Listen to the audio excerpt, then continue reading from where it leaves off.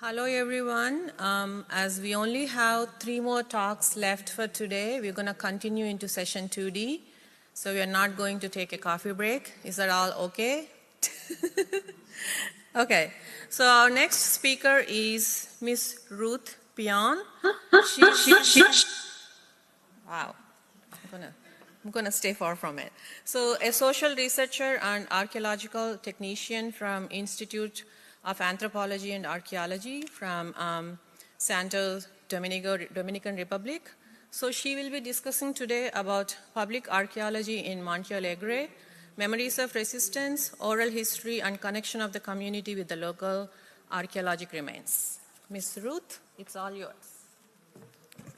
Thank you, everybody. My name is Ruth Pion, and I'm very grateful to have the opportunity to be here and share my work. Let me start by saying that it's a collective work by the Institute of Anthropological, the Antillean Institute of Anthropology and Archaeology. Is a very recently founded institute by me and other colleagues, and we've been doing archaeological work with an anti-racist and decolonial lens in the Dominican Republic, starting with the project of Nuestra Señora de Monte Alegre, the site of the first anti-slavery rebellion in this history of the Americas. This research was done in the framework of the 500th anniversary of the rebellion in 2021. In this anniversary, we could, for the occasion, we were able to channel funding for the execution of an expedition to locate the original seating of these sugar mill plantations as a means of enhancing and preserving memories of resistance of African enslaved people in the New World. This research was based on the archival and paleographic analysis of Professor Anthony Stevens Acevedo, based in the Dominican Studies Institute of the City University of New York. Based on his documental work, we could start building hypotheses around the location of the plantation, of the original seating of the plantation. He leaned on the chronicles of the historian Fernandez de Oviedo. And just to make it clear, this was the first recorded rebellion. We know that our ancestors resisted. As long as there was colonial oppression, African people were resisting it from the very shores of the continental land across of the Atlantic. And when they first arrived in the island of Haiti, also known as La Hispaniola, which is where Dominican Republic and Haiti are or exist. So thinking of that, this is the first rebellion that we have historical records of. It was very important to take the opportunity to showcase and preserve that collective memory of resistance of African people in our island and in the region. This rebellion is the historical happening, the historical fact that launched the slave codes of 1522. So it's very important. We hear about it also. There's also a chain reaction after this rebellion that ends with the Colombian lawsuits, which were long legal issues regarding the domains of the Columbus family in the island of La Hispaniola. So based on this documental analysis, we gather enough clues to tackle a spatial analysis. So using cartography, aerial photographs, satellite imaging, local toponymy, and the geographical accidents that were described in the archives, we were able to reverse engineer and get to the an extension of 11 square kilometers that where the original seating of the plantation might have been. We know the second location of the plantation. The plantation was moved farther south than the Iguero River 10 years after its foundation. But we know that the rebellion happened on the original seating of it. So this is why our efforts were focused on finding the original site. So as you can see, these 3 maps describe from the archives the domains of the Columbus family and then the following owners of those lands over time. So with those references, we could build a path that could help us try and locate the plantation. So the objective was to locate the plantation, and if we got to locate it, then we were going to apply archaeological prospection through stratigraphic surveys. We were going to document those findings, recover archaeological material if needed, and also we were going to take on a geographical survey and an evaluation of the state of conservation of the site. Along with all of these archaeological activities that were to be developed, we decided to create a public archaeology program because there is a disconnect between the production of knowledge in academia and through science and what the public knows and what the public gets after professionals in the fields of archaeology, anthropology, history do their work that seldom gets to the people. So one of our main objectives was connecting this knowledge that we were attempting to produce with the local communities. And the end goal of all of that was preserving the collective memories of the first processes of resistance and liberation of our African ancestors. With that being said, we set off to subvert coloniality and colonial patterns in scientific research in our particular project. So we were based on a decolonizing theoretical and methodological approach that considered the relationships of power that happen between researchers and the people that are often characterized as objects of the research. We were trying to subvert that kind of relationship. Through the project and through the public archaeology program of the project, we wanted to relate to the community as equals and recognize them as co-creators of knowledge and our partners in the construction of knowledge, right? And lean in the knowledge that they already possessed. We also wanted to promote or stimulate community participation in all the processes of the research, and not only instrumentalizing people from the communities or extracting knowledge from them, but including them, integrating them effectively in each and every one of the steps or the phases of the research process.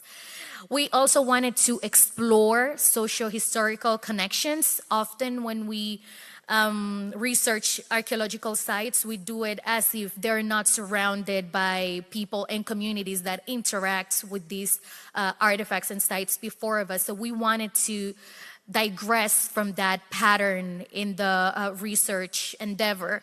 We wanted to also take in account all the cultural and historic context surrounding the archaeological remains and the connections that the community may or may not have with them. That was all part of the scheme to try and approach research in a different way, create new methodologies, experiments with new methodologies or non-methodologies as they've been called. And this is how we launched our public archaeology program within the Monte Alegre project, trying to bring forward and enhance memories of resistance, oral history, and the connection of the community with the local archaeological remains. And now I'm going to tell you how that all went in a short account. So first, why a public archaeology program? I already explained some of the reasoning behind it. We wanted to launch or to try and make the knowledge production as a collective process, as a more horizontal process and not a vertical process. So in that respect, we were going to consider community members and stakeholders as equals in the process of the developing the project in its various stages and phases. We were going to integrate the public, as I said. We had the opportunity to know many people in the community where the remains are located. For example, a local historian, and when I mean historian, I'm not talking about a person that went to school to study history. So he's not a professional of history, but by his individual interest, he has or he had acquired a lot of knowledge and a lot of information throughout his years around the community history. And so we leaned on his experience and his knowledge, and he was one of the key players on integrating the community to the process of the expedition to find Monte Alegre. Through the public archaeology program, we also attempted to create, to raise awareness and sensibilization of the public regarding archaeological remains and the history behind them. And ultimately, we wanted to make the community the first line of defense of the archaeological remains. So heritage protection and preservation of memories, the first people that are in the line of fire are the people that live around the archaeological remains. They're the ones that can warn the authorities if vandalism happens or if pillage happens on sites. So it's very important that they have the necessary information and the necessary perspective on and awareness and civilization around the importance of archaeological remains and their history and how it connects to their own community. So with that said, the objectives of the public archaeology program were as follows. We wanted to, first, in order to do all of those things that I just mentioned, it was necessary to enable exchange. And we enable exchange through spaces of dialogue that would allow us to interact with the local population. These spaces of dialogue were not designed for us to teach the community things. It was more to interact with them, get to know them. It's in a space for them to express themselves, their ideas, their expectations, and their values. And also a space for us to communicate our intent on these projects, describes precisely everything that we were going to do and why, and also the results of the research. More than often, whenever we perform archaeological work, people in the communities never get the results of that work. The results remain in the schools, it remains in the academia, it remains in spaces like this, congresses and conferences. It never gets to the people, and we wanted to not fall into those patterns. So that those spaces of dialogue would serve also to return the produced knowledge to the community. Also sensibilization, raising awareness about the importance of the local archaeological remains and their connection to the local and global history. And also raise awareness, since we were in the realm of raising awareness, also about archaeology, because most Dominicans don't know what anthropology or archaeology are and what are they used for. So students never develop like an interest in studying those sciences.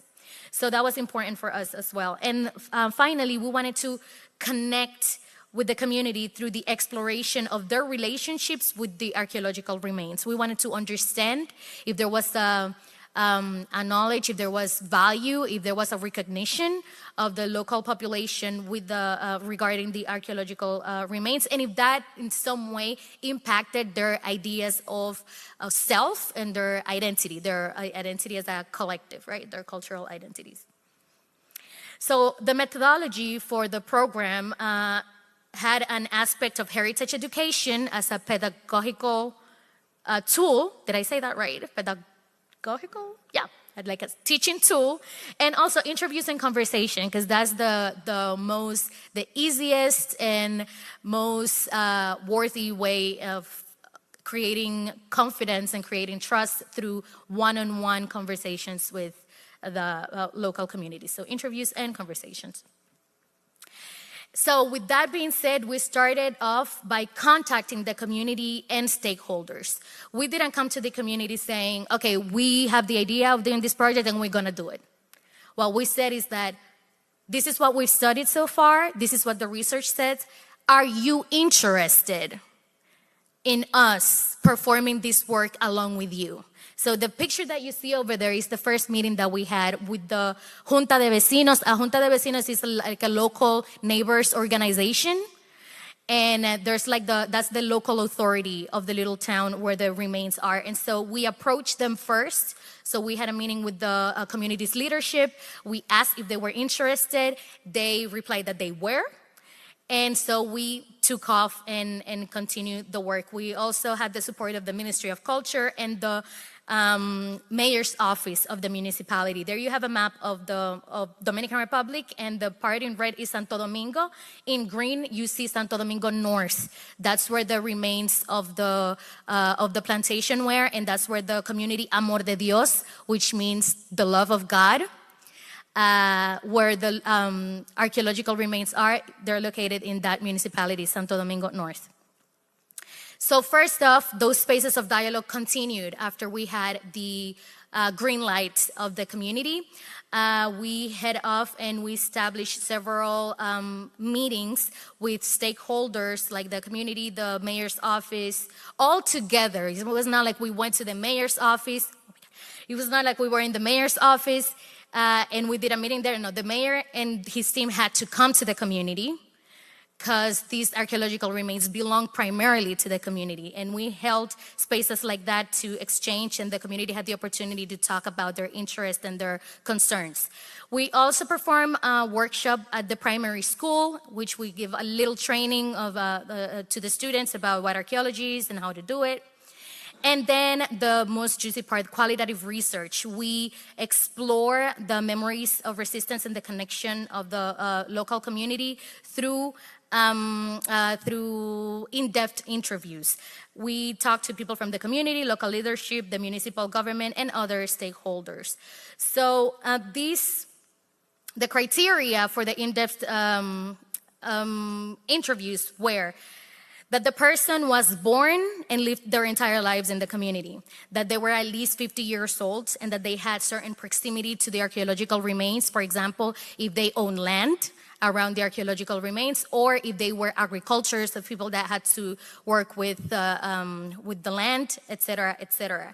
So we identified these key players. We created a thematic guide with the different things that we wanted to explore, and we kept an attitude of openness and flexibility. So the information that came up that we didn't search for, we would be able to integrate it as well. So these areas of interest were knowledge, their attitudes and social use, their experiences, values, and expectations. So about the knowledge, we discovered, by the way, we interviewed 9 people, 7 men and 2 women. They were between the ages of 50 and 102 years old. So regarding knowledge, they described the archaeological remains that they knew as Casa de Indios or Paredes de Indios. So they connected the remains with the native heritage and not with the Spaniard heritage at all. None of the people that we interviewed connected those remains with the Spaniards. Only one of them connected them to ex-slave people. About the social use and attitudes, we detected that the general attitude of the community is of respect. They think that those places are places of mystery, and that they deserve respect because they've been there their whole lives. So there's a sense of permanence. And it was used, part of the structures in the river that were a bridge that fell over time, but the women in the community used it as a washing and so a place to wash their clothing and also to socially exchange with each other. In the respect of experiences, what experiences did they have connecting them with the heritage? We have decoration. Many people picked up pieces of vases to decorate their homes, or pieces of bricks to decorate their homes. It was used as a playground for kids. Some of the people that we interviewed admitted to breaking vases when they were little, but just because they lacked knowledge of the importance of the site. But we also gather experiences of destruction of the site. Since in the 1970s, one general of the Dominican militia wanted the land to plant plantains. And so he had a bulldozer go over all these structures and partially destroyed the site. So in value, people believe that the site is important because of its antiquity and because they grew up looking at these different structures. They also connected to the local history and they see potential of the site as a touristic attraction. Their expectations revolved around creating a site that's open to the public so it can create revenue for the community and well-being, increase notoriety of the community, and enhance their historical importance.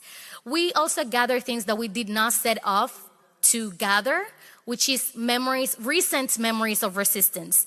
This general's name that destroyed part of the site, his name was Nivar Seijas, and he was a general during one of our pseudo-democracies in the Dominican Republic, which was the 12-year government of Joaquín Balaguer after the dictatorship of Trujillo.